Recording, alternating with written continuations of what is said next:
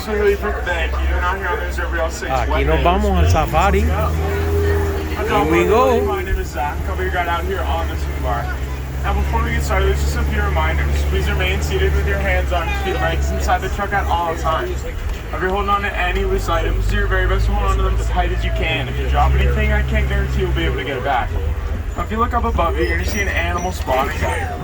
That is a list of names of all the animals here on the reserve. Now, we won't see all of them, but we will do our very best to see as many as we can. Now, this first area we're headed into is known as Little Aturi Forest. This is where we'll find a lot of animals that like to rely on their natural camouflage in order to blend in. These animals will take just a little bit extra spot. Ahí está en la esquina. First one over on the right hand side up at the top of the hill. That's an okapi. Now you might see those back-striped legs and think that it's related to the zebra. It's actually one of the closest known relatives of the giraffe. Well, the okapi wasn't first discovered until about 1901. Many Westerners believed they were a myth until they first found them for themselves. Now, all the way in the back on the left-hand side, up at the top of the hill, you're going to see a saddle-built stork. They come in at about 5 feet tall and have a wingspan around 9 feet wide. Now, if you look up above you, that canopy of the truck is almost about 9 feet wide.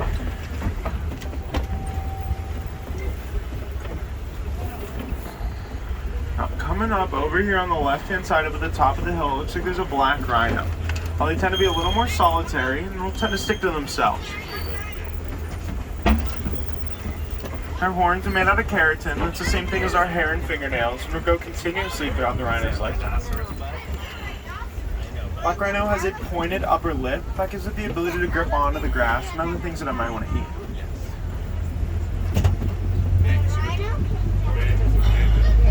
If you look over here on the right-hand side of the truck, all the way up at the top, it might be a little difficult to see now. That dark copper-colored animal is going to be a bongo. Now, the bongo do get nicknamed the ghosts of the forest. It's because they're rarely seen. Its horns are also slit backwards, which help it run quickly through the trees and bushes without getting caught on anything. Now, if you saw those white stripes on the bongo, those are actually to help it blend in with the light reflecting through the trees. Looks like there's a few more bongo up ahead.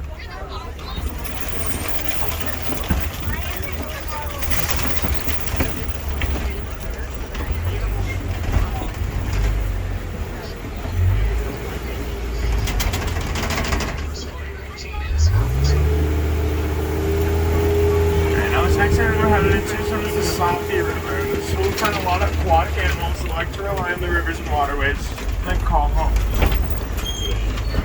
So as we pass through, look out for any animals you might see. Now the first animal we're going to talk about, it doesn't live in the water, but it was just near it. It's going to be this gray bird that's actually the pink-backed pelican.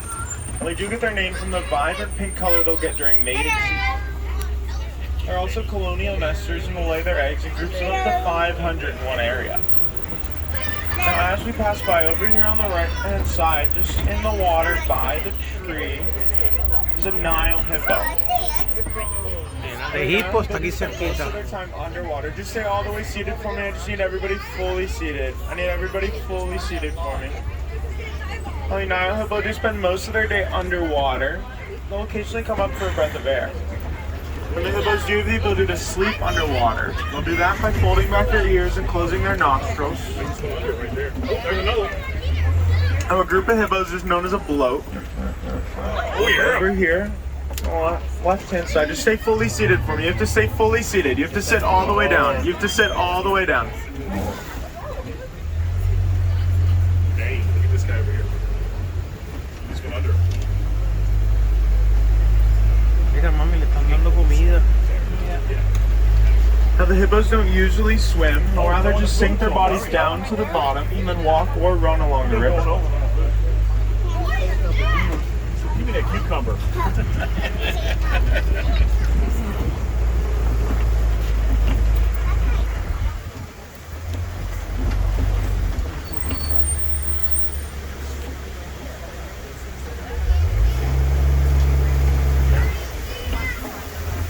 This next river passage, if you look out over on the left-hand side down towards the river, there's going to be some Nile crocodile. They're going to be about 16 feet long or around the same length as a giraffe is tall.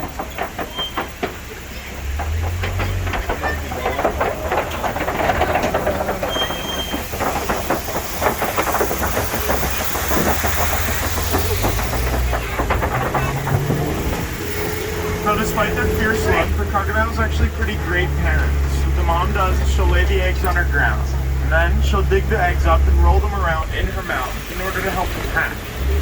She'll then carry the young in her mouth and on her back.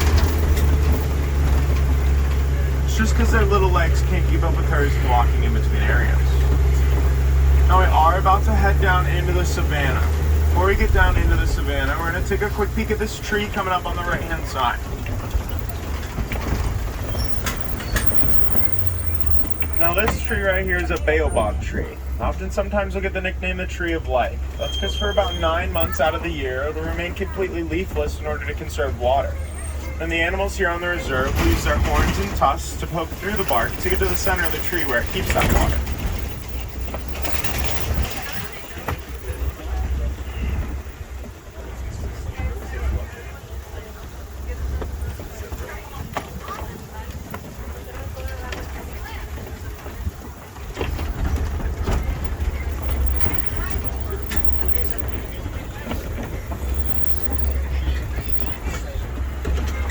As we head on down to the savannah, it typically takes care of itself.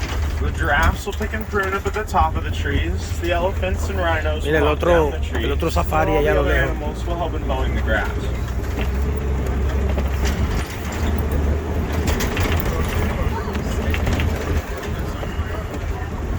This first animal I'm seeing is going to be up ahead over on the right. They can do that by each dog having the ability to run at speeds of anywhere from around 35 to 40 miles an hour. And they can maintain that speed for about 3 to 4 miles. Now, the animal I saw when we were talking about just a little bit earlier, over here on the left-hand side of the truck's the Ankoli cattle. Now, they're one of the only domesticated animals here on the reserve, and their horns can grow anywhere from around 6 to about 8 feet long. And despite their heavy look, they're actually a honeycomb-like structure on the inside. This gives them the ability to circulate their blood through in order to cool off in some of the hot days.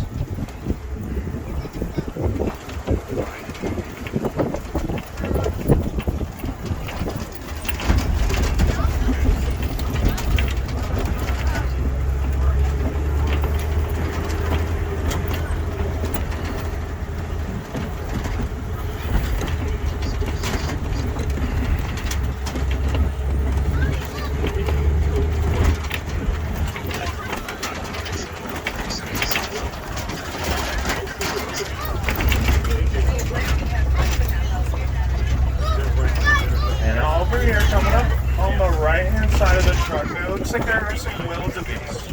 Now the wildebeest are the second most densely populated species on Earth. Can anyone guess the number one, Becky? I'll give you a hint, you're sitting next to them. The humans will come in at number one. The wildebeest are right here at number two. The wildebeest will migrate in herds of anywhere from around 1.5 million. Wildebeest will also sleep in rows. That gives them the safety of being together in a group, the ability to run off quickly if they feel threatened. Now this animal right up here over on the right hand side of the truck, that's an eland. Now both male and females have horns.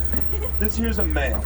Now we can see him, he's starting to make a flat, like grass crown on his horns. That's actually to help impress the female.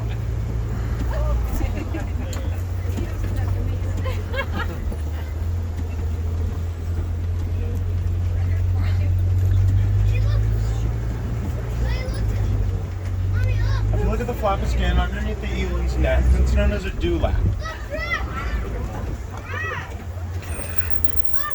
Over here on the left-hand side of the truck, there's a Maasai giraffe. And the Maasai giraffe will grow anywhere from around 14 to 20 feet tall. They'll actually only sleep for about 30 minutes out of the day. Now, it won't even be 30 minutes all at once. It'll be in about 5-minute segments here and there. The giraffe has what's known as a prehensile tongue. It's just a pretty fancy word for finger-like. That helps it grip onto the leaves at the top of the trees. And when a new giraffe is born, it's already about 6 feet tall. It's taller than the average human.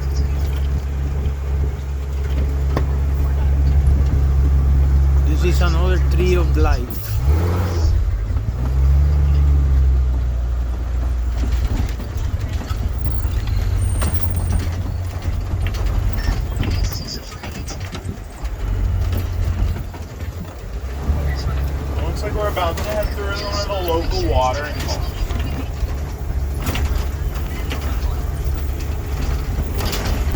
maybe some birds to take them home to the area. Let's see what's around.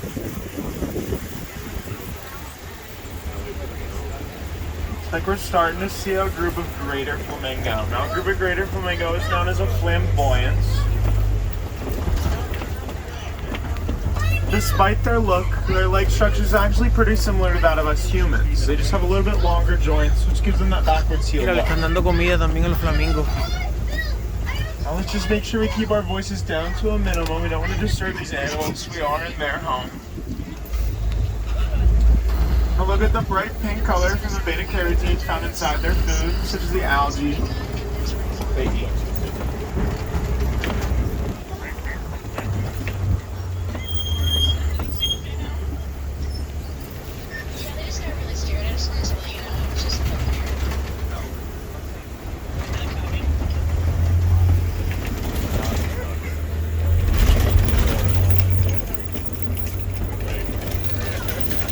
If you look overhead on the left-hand side, you're going to see that mud wallow. Many of the animals here on the savanna will roll around in the mud. That helps create a barrier between their skin and the bugs here in Africa. Also kind of works as a built-in sunscreen.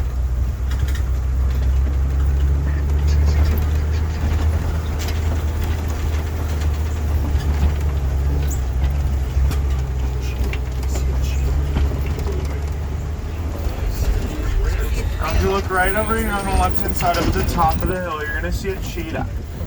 The cheetah is the fastest land mammal. They can run at speeds of up to 60 miles an hour. They'll reach that speed in just a few seconds. They can only maintain it for just a couple hundred yards. Third one. If you look out into the trees near the cheetah, they don't have a lot of bark. That's because the cheetah will claw and chip away at the bark on nearby trees in order to warn others of its presence in the area. The females typically live solitary lives. They'll raise their cubs and then send them off on their own.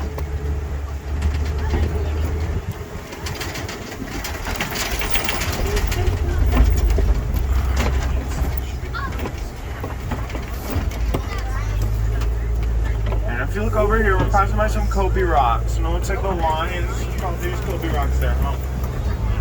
Well, the lions do sleep anywhere from around 16 to 20 hours in a day.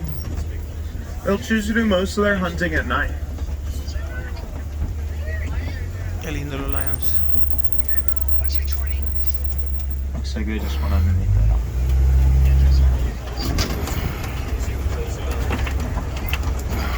Now the females typically lead the hunt and the males will stay back at home.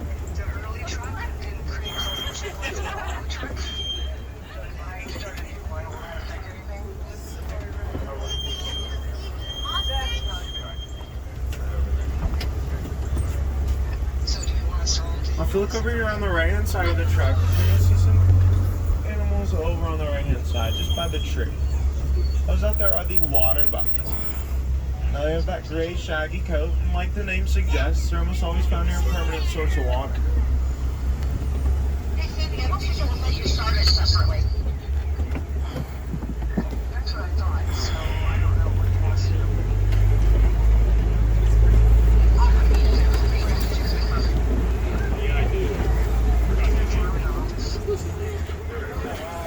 Oh, they're gone. Yeah, they're like exactly. Yeah, exactly. If you look over here on the left-hand side, I'm seeing some burrows. These burrows are typically home to some warthogs. Now the warthogs are in the same family as the domesticated pig. They'll use their back legs and noses in order to dig those burrows, and sometimes they might even use previously excavated burrows, like that of the aardvark.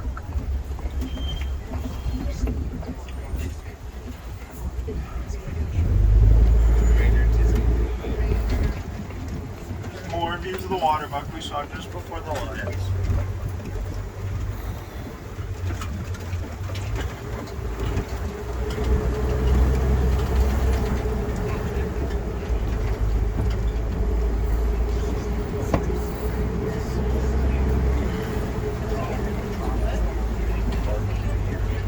Now over here on the left, on the right hand side of the truck, down on the ground, you're going to see some eggs.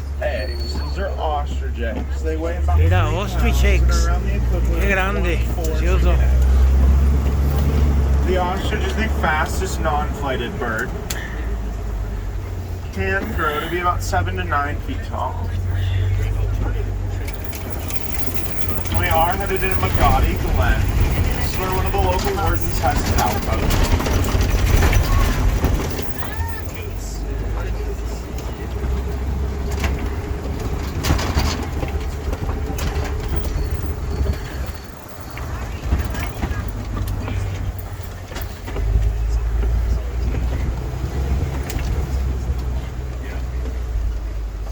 If you look out here in the warden's front yard, you're gonna see that yellow box hanging down. That's actually a beehive fence. So what happened in Africa, the elephants would wander for hundreds of miles. They would wander onto a lot of different farms and eat up all their crops. Farmers didn't like that very much, so they began to poach the elephants. So Disney partnered with Oxford University, as well as locals in Kenya, and were able to find out that elephants are terrified of bees.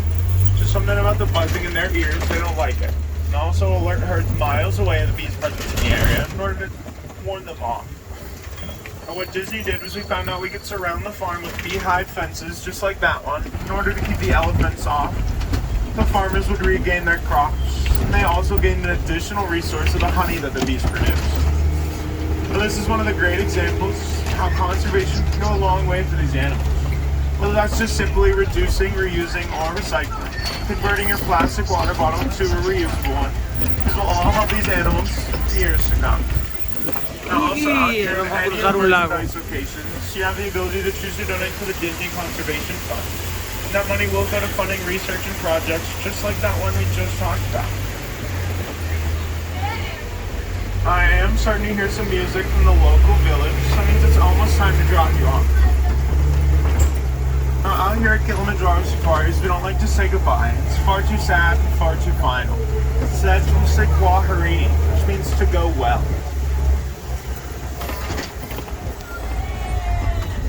We're just waiting for that final all clear from the warden. So we got that now. Now, if any of you on board are wilderness explorers, you're riding the Simba 1 today.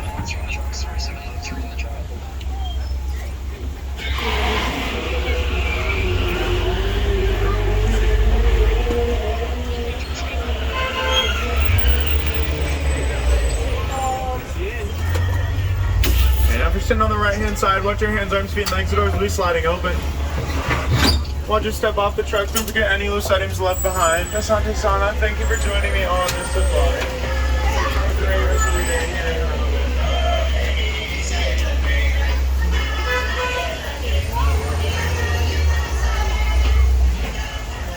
Se acabó.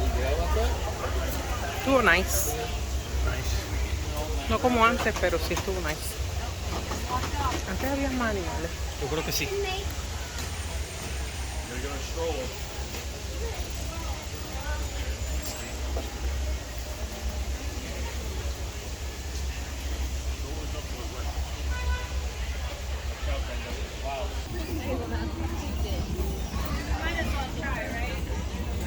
Bueno, aquí ya salimos del safari. Lo disfrutamos mucho, espero les guste y lo hayan disfrutado con nosotros.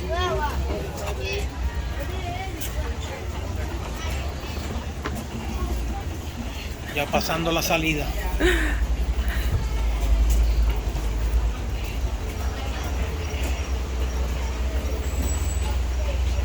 Bueno. A ver si nos da tiempo otro parquecito. Bueno, hasta luego. Bye.